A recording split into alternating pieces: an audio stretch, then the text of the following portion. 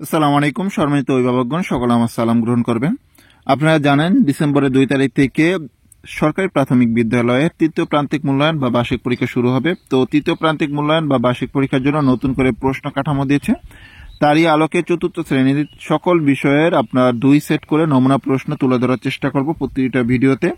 তো আপনাদেরকে রিকোয়েস্ট করব, যারা ইউটিউব চ্যানেল থেকে দেখছেন চ্যানেলটি সাবস্ক্রাইব করে রাখুন, ভিডিওতে একটি লাইক দিন, আর যারা ফেসবুক পেজ থেকে দেখছেন পেজটি ফলো করে রাখুন। ধারাবাহিকভাবে সকল বিষয়ের আপনার এরকম নমুনা প্রশ্নগুলো পাওয়া যাবে।